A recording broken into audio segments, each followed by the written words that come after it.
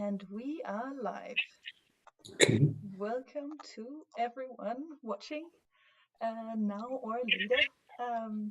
I'm so glad to welcome us to this talk, this EMAF talk with Fritz Polzer, my dear classmate and filmmaker from Germany, based in Berlin, with a background in fashion publishing in Paris, and also where you've been studying politics as well, was it? Yeah. And then you've also been living in London, where you've been studying documentary filmmaking with an emphasis on cinema verite. Yeah, and as I said, based in Berlin now. Yeah. We are joined, and we know each other from HBK Braunschweig, where we both study, and this is also where I've seen the first piece by you. Well, for me, not the first piece by you, but for me. And this piece we're going to talk about, Augusta. And this piece has been in many forms, and I think this will be my first question. How is this process from going, because it's been how it's being shown at EMAF this year is in a 2-channel piece at Hase 29 in the campus exhibition part, but it's also been shown as a single-channel film, and I know that it's an ongoing process. So can you talk about this? So it is very intuitive, and I guess it's ongoing because for this I didn't know what I was doing when I started it. It very simply started with seeing. So Augusta is in Sicily. It's an oil and gas port in the south shore of Sicily, and it just simply started by seeing these cruise ships during the Corona pandemic.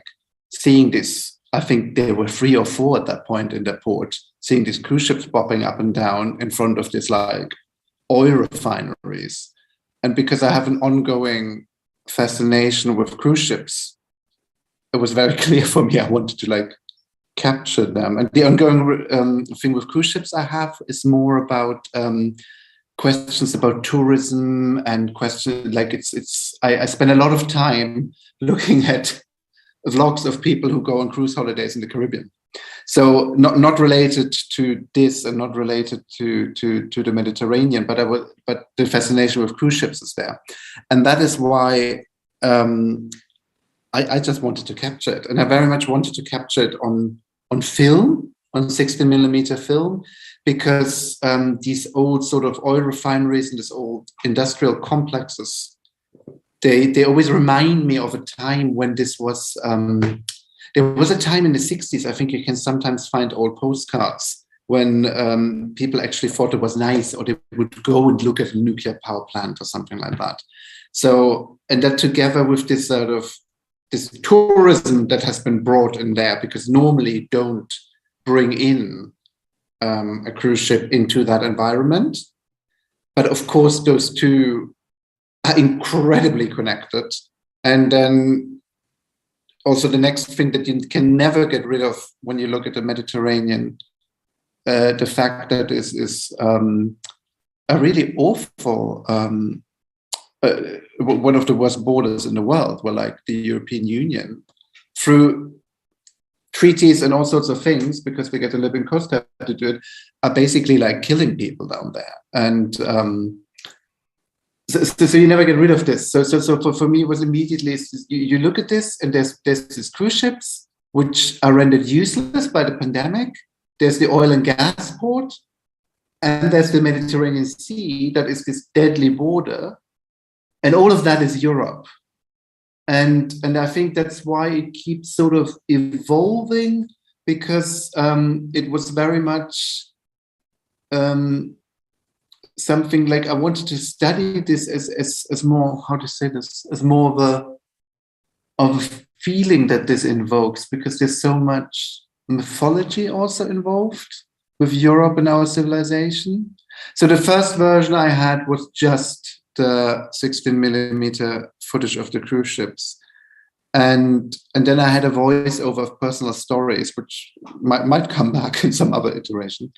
But then what's also very interesting is the fact that Augusta, that whole complex and all of this oil and gas things and these fields, they're built on this like ancient Greek ruins of something that like it's called Megara Eblea, the town, and that forms part of like Magna Greca, because ancient Greece obviously wasn't in the borders of today's Greece, but it is sort of like they had loads of colonies over in Sicily. Like I read somewhere that Sicily is like, it's like the America of the antiquity, because all of like the Phoenicians, the Romans, and all of these like people came there and had colonies. At that time, it's this really fertile island that they found. So then for me, this connection on top of it, of these cruise ships, the oil ports, and all of this on like ancient Greek ruins. And we think, again, it's complicated, but the idea of Europe and this civilization and this democracy we have, it's like it's all born out of ancient Greece. And yet, obviously, when you think about like the cruise ship tourism, oil and gas, it's a history of like, or it's a story of exploitation and violence, and then keeping people offshore. So we keep the people offshore, but we take their oil. It's the same waters that people go for pleasure on the cruise, and people die in, and it's the same like. And then again, there's all of these issues with even using oil and gas, and now there's a new issue with oil and gas. Well, it's not a new issue, but it's now we read and hear about the issue of oil and gas in Russia and all of these things, and why this is also evolving is since I just started, I really started this aesthetically, but the more you look into it, the more things I found out. So what I also found out very recently in an article is that these cruise ships that were empty have actually been used to house refugees or asylum seekers before they were allowed to go on shore during the pandemic for the COVID quarantine. So there's an ongoing discovery, and I think there's so many layers to this, and that's why I think it's never just one thing. And I quite like to like every time I put it up, I like to see which aspect I'm like most interested in there right now. Right. Yeah, but you, as you say, it's very loaded with complex geopolitical issues, this place that you are investigating. But this piece that you're showing at EMAF has taken another turn, right? You've gone from making the single channel analog piece to it being 2-channel and also using digital imagery. Can you talk about how this use of both digital and analog and how they are communicating together? So yeah, there was also a very sort of intuitive decision, because when I went to do the analog footage, what's always with analog, I think it's very important. Or any footage or any image you make, of course, is like, but film in particular is so loaded, and I knew that using analog and 16mm color film stock is like, it gets very fetishized by a lot of people, and I fetishize it, and you immediately get this like highly aestheticized imagery that to a lot of people is almost automatically pleasing. And that, I mean, in a way, I wanted this for the footage I did in a 16mm, and then I wanted, like, for me using, because it's not just digital actually, like I went to the ruins later to film them, and I brought a proper camcorder that, you know, you can do things with, and my iPhone, and I use both. But even during shooting, sort of realized I really wanted to use the iPhone for it, or could be any smartphone really. And also not using an app that allows you to change things, actually like allowing all of the automatic things that happen when you film with a smartphone. In a way, because bizarrely, maybe it's a little bit more real, because we use phones so much to film things, and so for example, like I remember being at these ruins and looking at these plants and thinking like, oh, this shade of green is not very aesthetic. And then I looked at it through the lens, and I was like, oh, that doesn't look good, but it was the same green. Like, so you don't, even though, of course, like an image that you take of somewhere, or video take somewhere, is never real.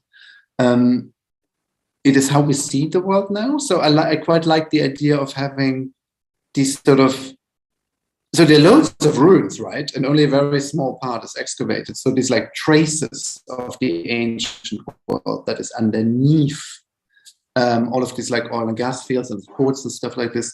I like to film this in a way like I see it, and actually wander about and discover it. And like I discovered it with the camera. Well, when you do analog, obviously you go there, you scout it out, you do your framing. Like, you know, it's a very different process. And I found this in regards to the ancient, bringing in the ancient world into this. I found it quite important to have a sort of more immediate and more personal relationship to the space. I think that's what it is. Yeah. All right. And it's the two projectors, they're not, well, they are communicating with each other, surely, but it's random, right? How they're not, and that's very much on purpose that they're not. This is, I'm very interested in, again, in this. So the way it is, obviously, like the two screen, like I have two screens which are both split half, which both contain footage of the digital footage and analog footage. And they communicate with each other in a very random way, exactly as I say. And that for me, again, is like something I really, the way these images come together, because they're not, so the two videos that are playing, they're not the same length. And they just get started. But so in the course of the day or the week or whenever it's showing, they will create very different communication and images with each other. And I think it's this sort of chance that I'm quite interested in, because, I like, it's, for me, I read something yesterday where someone was like citing Derrida's ontology again. And obviously, and for me it was like, well, in art, you often look for these sort of ghosts that come up that you can't really see. And for me, this sort of like interplay between two things that at random form things that then are fleeting, and they come and they go, and it's together with introducing into this very static 16 millimeter world that's very static, because film very static, the boats are very static. Obviously, the chemical, the oil plants and all of this is all very static. And that's all of the digital footage I use is moving. And this, for me, I really find it quite magical how this like ruins of the ancient world, they sort of creep up underneath. And they're like ghosts. And that was a different world, and that was philosophically a different world, yet we pretend that this is where we're from. So it's a lot of like discrepancies, and so I really like the element of chance, because I think you always create a new thing that I didn't even know what was happening. Yeah, sure. It's also the accident, right, that we've talked about a lot as well. And I'm just curious to hear you talk a bit more about this. Like, how can you, because I guess the definition about accident is that you cannot be sure ever about what you're doing, the accident or the experience as well. How do you go about this? That you can't be sure about what you're doing. You can't be sure if it's something that you can use or you can go on about. I think this is a bit like, because we were very briefly like earlier you introduced me like where I come from. Like I come from this I did initially study politics and spend some time, like just a brief period of time working like fashion publishing. But my big thing is like I come from like observational filmmaking and cinema verite, where you really try to film reality. So I find nothing more fascinating and absurd than the real thing. And I guess this is why I don't even, like, when I go to a space, I go to these ruins and I don't know what I'm gonna film and I don't know what's gonna happen, and I sort of like feel my way through it there. And now I sort of lost it. It was about the fact that we talked about the accident and that I never know what's going to happen beforehand. Exactly. I find it extremely fascinating that I don't know, and I find like there's always things that open themselves up in a way that I didn't. They were because they communicate with each other that I couldn't stage. So I like, yeah, but it's interesting in the sense of that, like, when you do 60mm footage, you very rarely work with accidents and chance, because for money, planning, and all sorts of reasons, I mean, you measure the light and all of these things, you don't work with accidents, but there you do. And so I really, how do I do? Like I'm very like for example in that film, like sometimes I think I brought something from one timeline into another, and the settings weren't the same and the size changed, and I thought like this is really interesting. And new things open themselves up. Like this, particularly this project actually is something where I really wanted to be led by like just seeing what happens if these things communicate, because it's not. There's all of these geopolitical things, and those are the things that I read about and think about. But I think they're also somehow these things do pop up in the imagery, the way it communicates. It's hard to say. Yeah, sure. You're also saying that it's important for you that this piece, this version of Augusta is not a piece of activism, right? Yes, that's yes. So what I said, like, because it would sound as if I go out to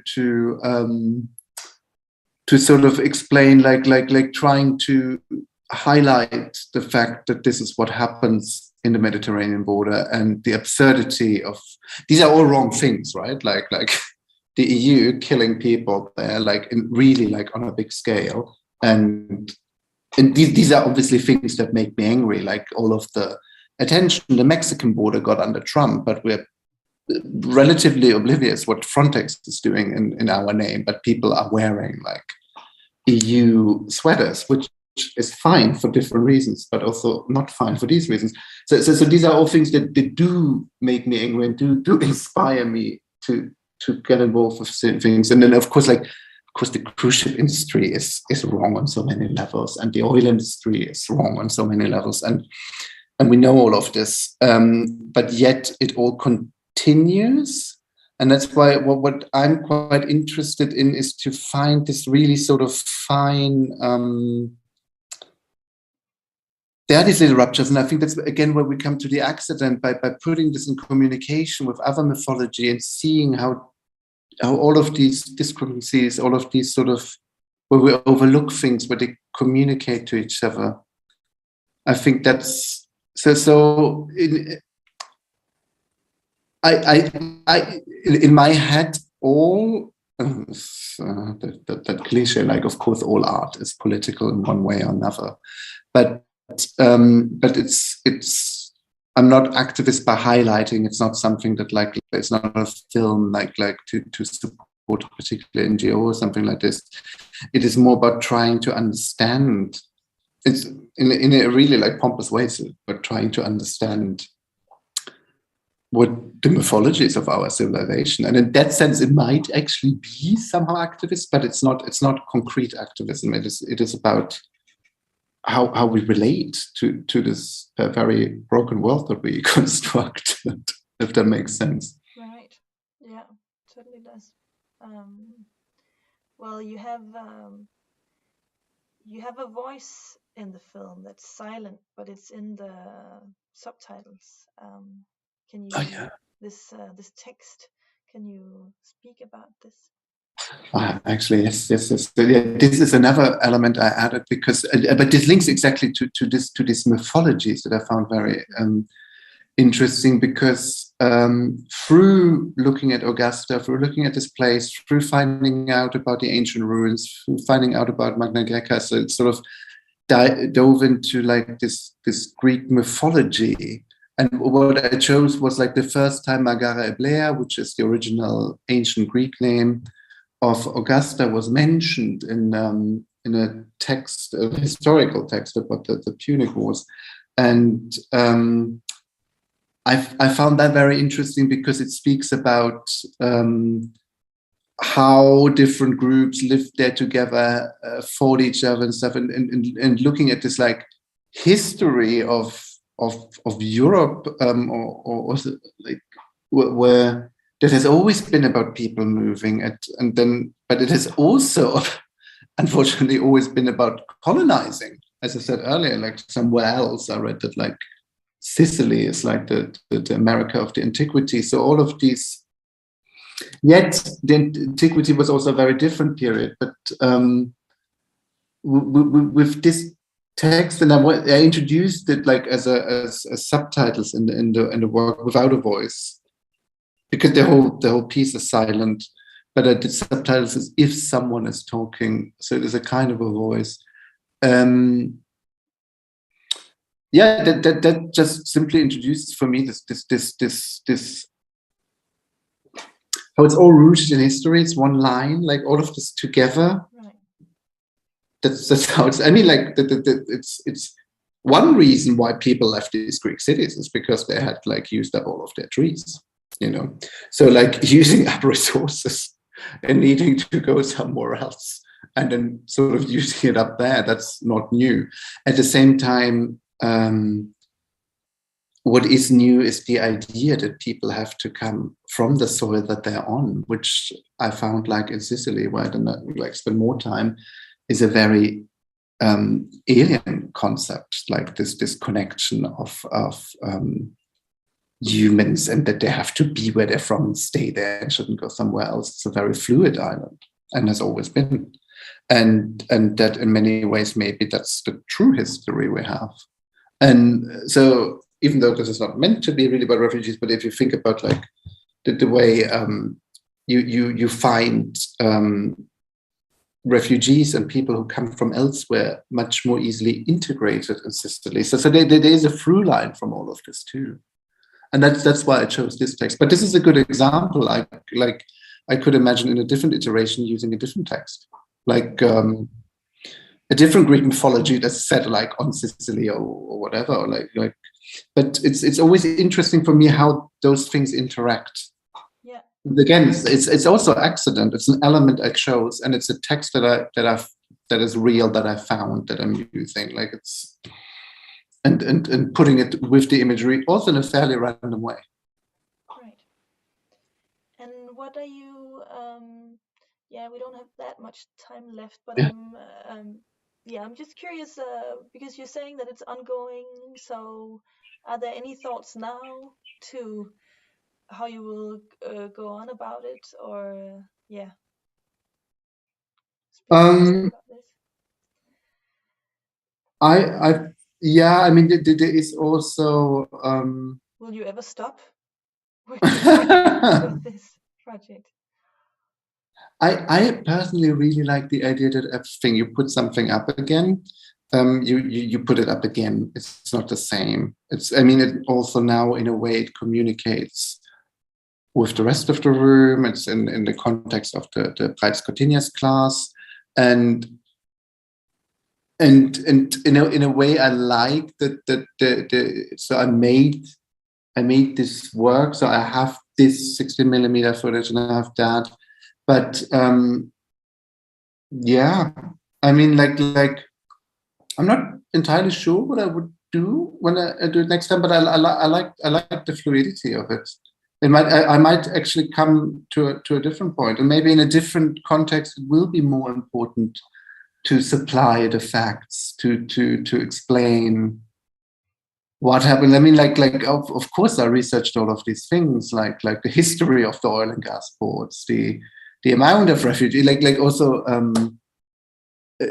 Augusta was also then, which was also a port that later accepted a sea-watch boat, right? So there is also that like the local government in Sicily actually does accept NGOs that are there to rescue human beings who are being like murdered on their way because they're driven to like try to get over the sea. So there are many ways actually of approaching this, and I think it sort of depends on the context as well. So yeah, no concrete plans. No, I'm open to the fluidity of it. And then I think, my final question: other I see there's a question in the live chat. Wow. Okay, I don't see the chat. So it's our classmate Sarai who is asking, how do you approach the research for this film? How do I approach the research? The research for this film,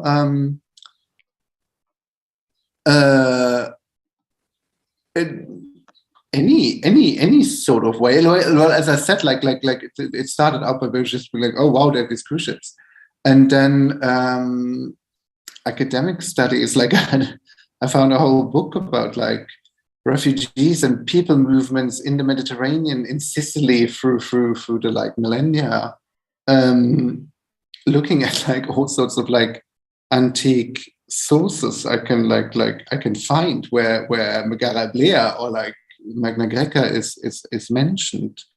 But I think I also the research I also do intuitively. I don't have the idea that I have to have a sort of closed, like I'm not there to answer questions.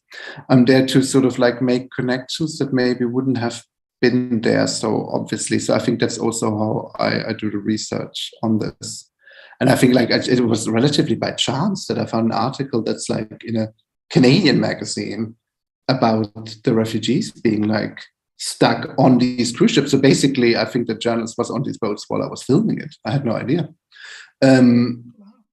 So yeah, I think like, yeah, in short, I also approach the research intuitively because I don't there are more questions for me than there are answers to give, and more things to think about and to feel. I think that's maybe what links this to when we earlier said it's not an activist piece as such, but it's an activist piece in the sense that I would like for us to think about where things actually don't add up in the mythologies we have about, and when I say we, I mean the West or Europe or whatever, like also people who think who are potentially on the right side of politics. So it's my research means I'm looking for more questions.